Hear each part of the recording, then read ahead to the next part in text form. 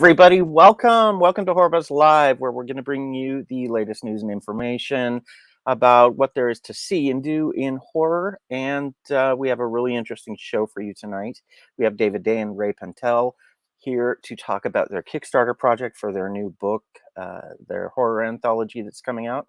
And of course, we have Lindsey back, and she's going to be telling us all about everything that there is to do in the SoCal area, and maybe some other places as well. I don't know. She's like a crystal ball, that one. But before I get started, please make sure to like and subscribe if you are on YouTube. Even hit the little bell so you can get an alert when new things come up. We are on Facebook, YouTube, obviously, and we are also on Instagram, Twitter. Just follow us all over the place. And we have some really fun stuff coming up this. Oh, Ryan says he was itching with anticipation in the clap. That's lovely, Ryan. Thank you.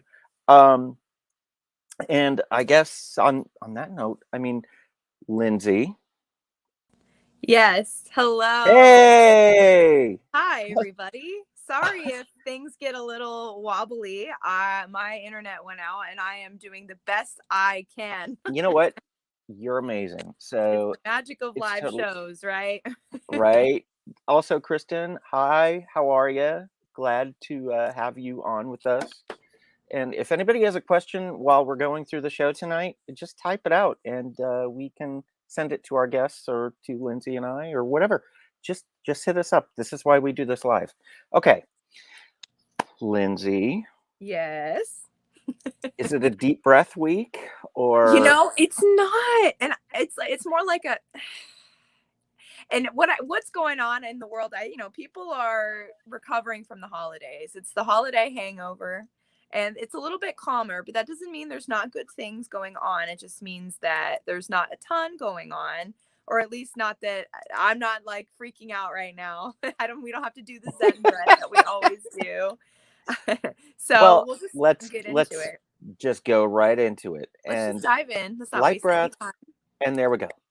Light breath. So we do have a few movies coming out this week. So if you are a cinephile, if you are into movies, then this is the week for you. So they're all coming out on Thursday. That is January 7th, or Friday, Friday, January 7th, right? Is that? Yeah. I'll double check that. January 7th. And, yes. Okay, I know what I'm talking about. The first film that we've got up is The Kindred, and this is about a woman named Helen, and she was in a coma, and she wakes up and realizes, or she later finds out, that she was the only person to witness her father's suicide. She thought that there were others, but she was the only one. And she also later learns that her mother, or she's a mother to a child, and she has no memory of ever having a child. So sounds like a lot of stuff happened in her coma that she's not aware of. And she dives into her father's past and uncovers a series of child abductions, and things get pretty muddy. So if you're into the psychological family thrillers, this is definitely the movie for you. And this comes out video on demand on Friday. Okay, when you say psychological family thriller, does that mean it's family friendly, or it's a psychological thriller about a family? Because we don't want like readers of the show to be like, hey everyone, let's sit. Oh God. Let me specify. I don't think this one is for anybody probably under 16 or 17. So it's not really family friendly, but it's about a family. Just a little caveat for you there. I guess I should have specified. Thank you, Norm. Always keeping me on my toes. Just sorry. Okay. Also up, we have See For Me, and this is like what was the movie about the blind guy and they broke that one was Don't Breathe. Okay, so this is like Don't Breathe meets the Bling Ring movie, and this is See For Me. So it's about a group of thieves. Bling Ring? Yeah, it was that movie with like Selena Gomez or whatever, and they like break into celebrities' homes. Spring Breakers? Is that it? I don't know. Okay, whatever. It was a movie about kids breaking into celebrities' homes and robbing them. Cool. Anyway, it's that movie crossed with Don't Breathe, and this is called See For Me, and it's about a group of thieves, and they break into a luxurious mansion that this girl Sophie is house sitting. Now, Sophie is a visually impaired former skier, and she has to rely on this woman named Kelly, who is a former Army person. She's a vet, and she has to help Sophie fight back. So it sounds a little cuckoo. If you're into movies like that, then check out See For Me on video on demand this Friday. And also coming out Friday, we have The Legend of La Llorona. There is another La Llorona movie in the works here, ready to come out for you guys. It's obviously based on the malevolent spirit. If you're not familiar with La Llorona, she torments kiddos and takes them. And she picks this family here, snatching Danny, this little boy Danny, and traps him in the netherworld between the living and the dead, leaving the family, Jorge, played by Danny Trejo, and the rest of his family to save little Danny's life. So if you are into I don't know. I never know. You make these faces and I never know what they mean. The creepy kids are always called Danny, aren't they? They are. It's always something with a Y. Yeah. Danny, Abby. It's Chuck always something with a Y. Something. Anyway, so if you're into the La Llorona mythology, then this movie's for you, and it is coming to limited theatrical release this Friday. So check your local listing, see if it's playing at a theater near you, and if it's not, then it will be on video on demand the following Wednesday, January 11th. That's Tuesday, January 11th. So moving on with our events, I will put this out. Unfortunately, for any of you that decided to get a ticket to Zombie Joe's Killer Clown New Year's Spectacular, you know that it was postponed because of COVID with the rising cases. So they did what they felt was best and are postponing that very wonderful event. So if you still have tickets for it, you'll be able to apply it to when the event is put on. And if you did not purchase a ticket, but you are interested, then stay tuned, check the website, check out, obviously, we'll be up to date on it. We'll let you guys know as soon as we know, but that is postponed until further notice, unfortunately. And also coming on, this is a save the date. So if you're looking for something to do with your ghoulish suite for Valentine's Day, then you can go to the Halloweekend. It's the weekend of Valentine's Day. So I believe Valentine's Day is on a Monday or roughly right about there. I don't know. But anyway, Spooksy Boo is putting on the Halloweekend for lovers. It's on February 12th and 13th. And this is also going to be taking place at Frankensun Collectibles. And they've had some events there in the past. And again, it's going to be all sorts of photo ops, wonderful food trucks there representing. There's going to be over 70 different vendors. So if you want to ditch the flowers and chocolates and trade it in for something actually cool, then come here and spend your spooky dollars on something really cool. No reservation is required. However, masks will be required regardless of vaccination status. If you're interested in checking out more about the event, then you can go to Spooksy, SPOOKSIEBOO events.com. So that's what we've got going on. It's light, I know, but wow. You guys, what I'm gonna do is I'm going to comb the internet, and we're gonna find some good stuff. Well, incidentally, I also know that Film Audit is coming up next week on the 12th. From the 12th to the 23rd, that's down in Santa Monica. And this weekend out in Pennsylvania is the horror show Sideshow Market. And that's going to be from 10 to 5 p.m.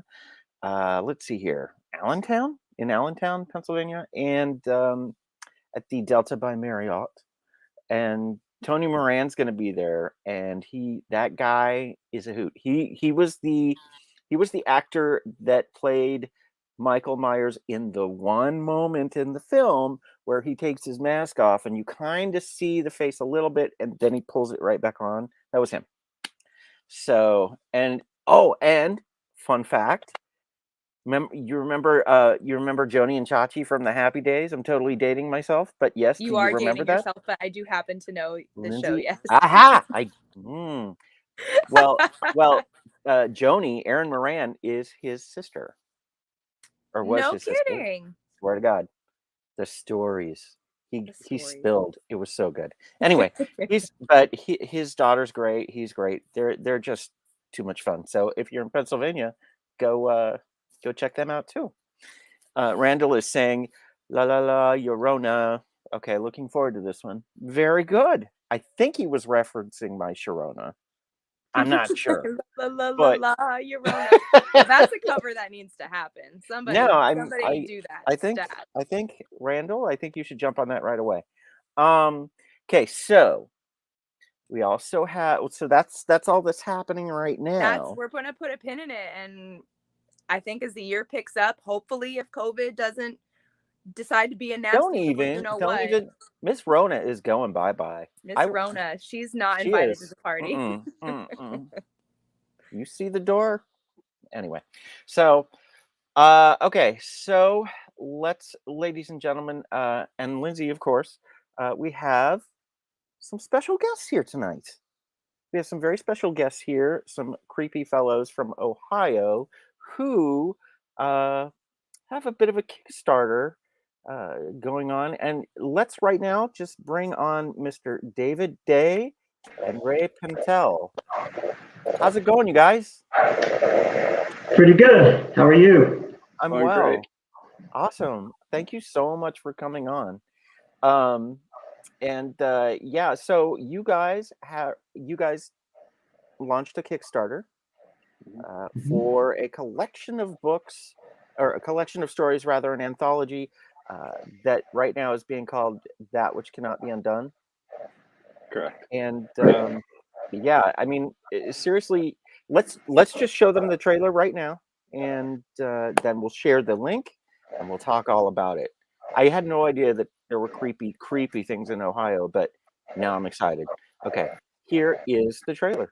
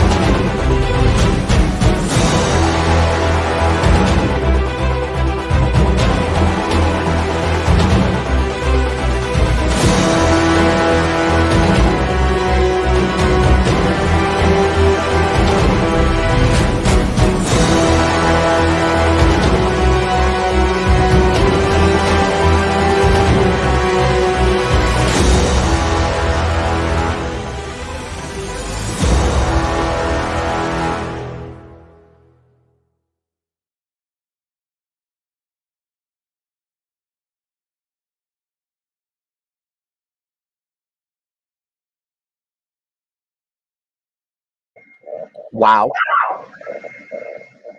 So I'm excited, man. So okay, let's talk. What do you guys have planned for this horror anthology? Well, so all of the stories are, we had three criteria for the stories that are going to be in this anthology. The first one is that all of the contributors are either Ohio born, so they don't have to live here now, but they were born or raised in Ohio, or they currently live in Ohio. The second one was that all stories are taking place in Ohio. So that could be one of the infamous places in Ohio, like the Ohio Reformatory, which is a hotbed of paranormal activity. They even have like overnight ghost hunting exhibits or tours where you can go and you know, check out the ghosts. And then or it could be kind of an invented place in Ohio with an invented lore. And the third criteria is that all stories have to fit under the theme that which cannot be undone. So yeah, those are the stories, and we have some really respected, some great award-winning authors on board. We've got Tim Wagner, Lucy Snyder, Gary Brombeck, Gwen Kist, Peel and Patrick Burke, and they're all Stoker Award-winning authors. And then we have Megan Hart, who's New York Times and USA Today bestselling author, and many other names. So yeah, it's going to be great. Wow. And who came up with the idea, and how were you able to piece together, like, who was going to be a part of it? Go ahead, Ray. Yeah, go ahead. Yeah. Go ahead, Ray. Yeah, Ray, you can talk about how the idea. So I was a late add to it, so he's probably better to talk about how the idea came about, and then I can talk about how we got it. Okay, cool. Yeah. Well, yeah, Ray, how did you start? How did this come about, and how did you start reaching out to people? Well, I think it was our other two members of Cracked Skull Press who are not here today, Rami Unger and Randall Drum. I think they were actually the ones who started with the idea. And then they got a few other people together, and I think that's when I got on board. So we just wanted to highlight all of the well-known and awesome authors in Ohio, and also highlight some of the interesting paranormal or horror-related places in Ohio. Everybody thinks it's Stephen King in Maine, but Ohio is a creepy place, and so we started talking about it and thinking about how we would do it, and who we would contact. So and then we took it from there. It's been a process. I think that we started really talking about that in maybe early 2020 or even 2019 at the tail end. I don't know. These past few years have just been they all kind of blur together. So I'm not really sure, but yeah, it was a seed of an idea, and then it sort of progressed and took off. And David, how did you come on board with the project, and what's your contribution? Yeah, sure. So Ray and I have been in a writing group for probably going on 3 years now, and actually the writing community in Ohio is I don't know that it's small, but we all tend to kind of know each other. Ray knew that I have been considering doing my own publishing and getting into that side of it. So I write, but I'm also very interested in understanding what the value stream is behind publishing and how that whole business works. So he brought me in to help kind of share the research I have done already and the kind of work I have done behind, what it actually takes to publish a book and put a quality product out. As well as, we, like I said, we're kind of a community here, and we know a lot of folks, and a lot of the people on the list were just people we've already had associations with for years, and we're able to just ask them to be contributors and be a part of the project. And I tell great jokes.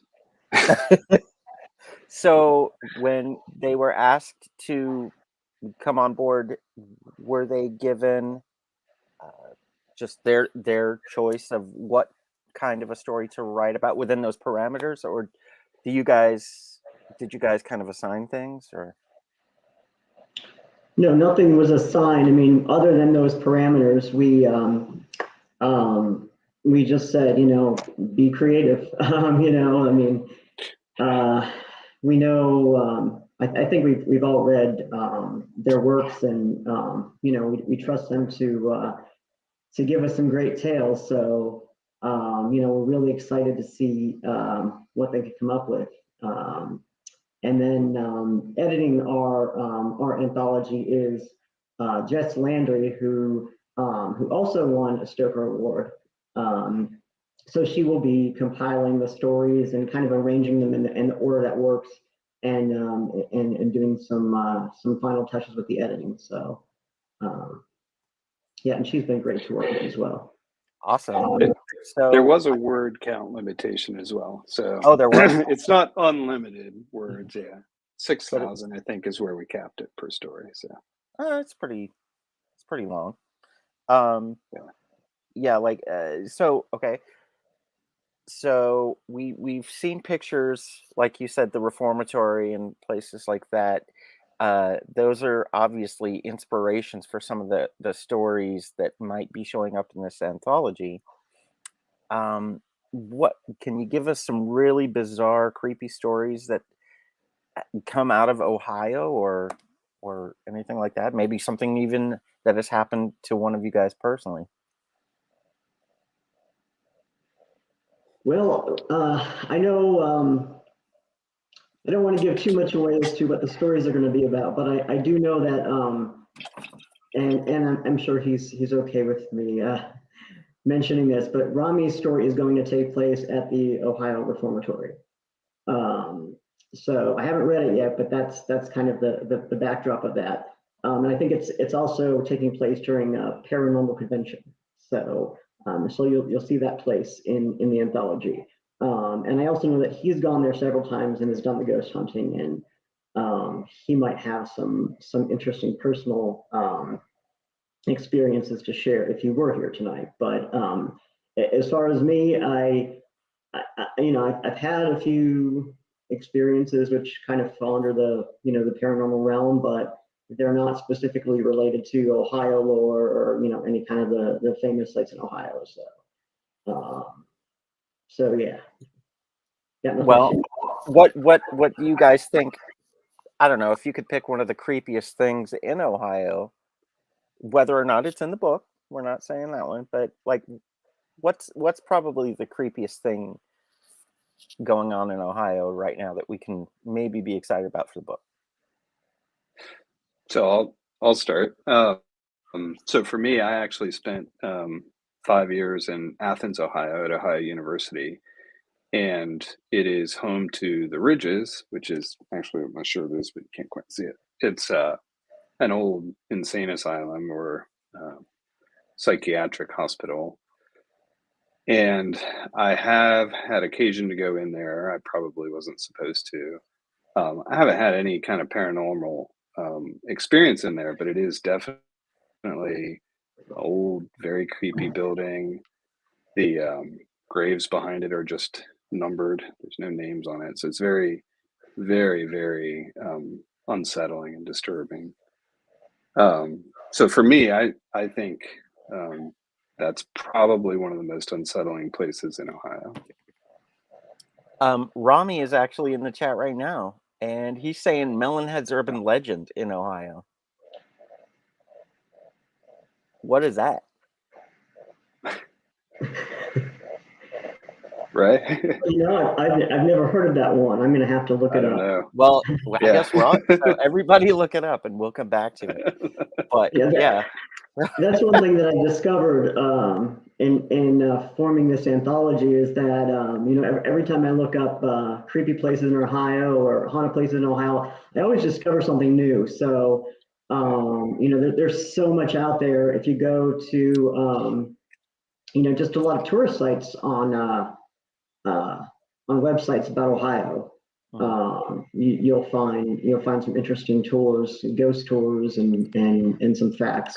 But you know what? Now that I do remember one experience that I had when I was there's a restaurant. I don't know if it's still there. I mean, with the pandemic, it might be gone. I haven't been there since, but it was called the Jury Room, and it was in downtown, right near the courthouse in Columbus. And apparently, it used to be a brothel, and I don't remember exactly, but somebody had been killed there. Was the rumor, and that it was haunted.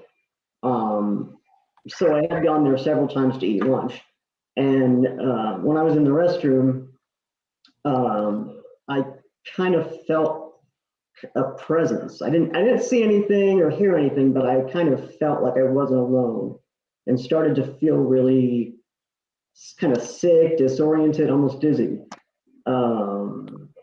And needless to say, that was the last time I was there. And it wasn't food poisoning. No.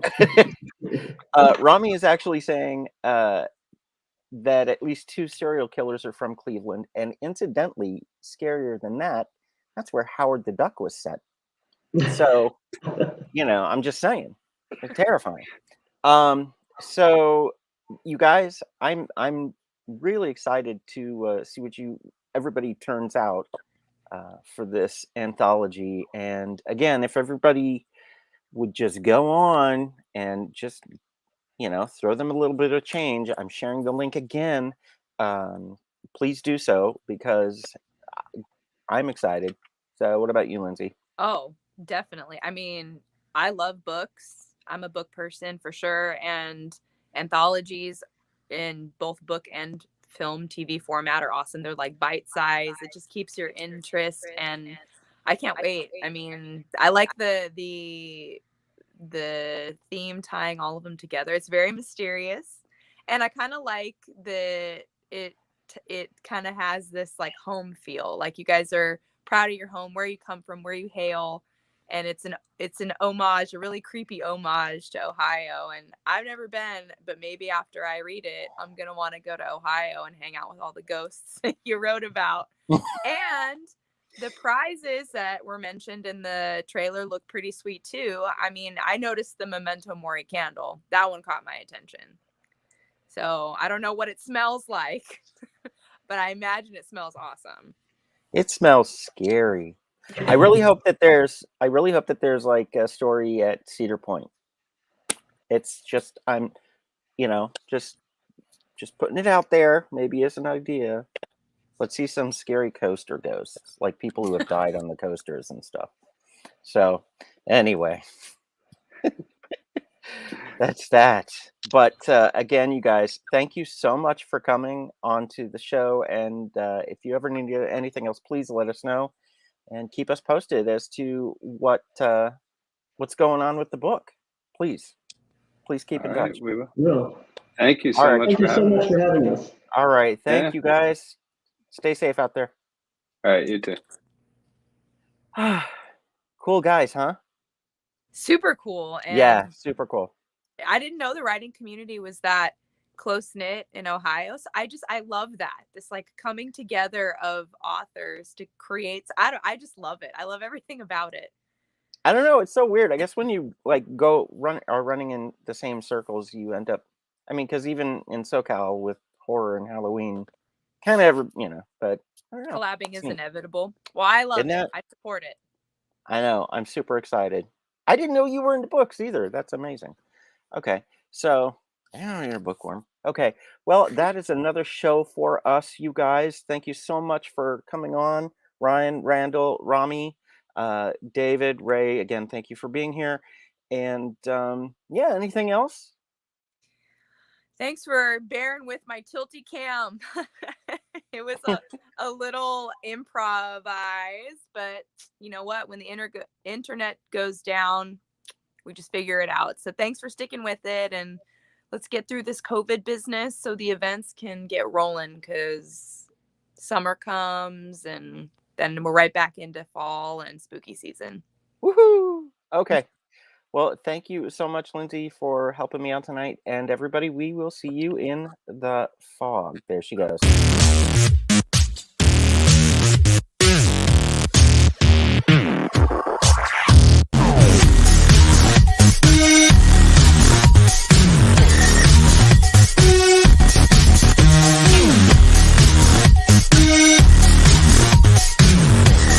Make sure to continue watching HorrorBuzz YouTube!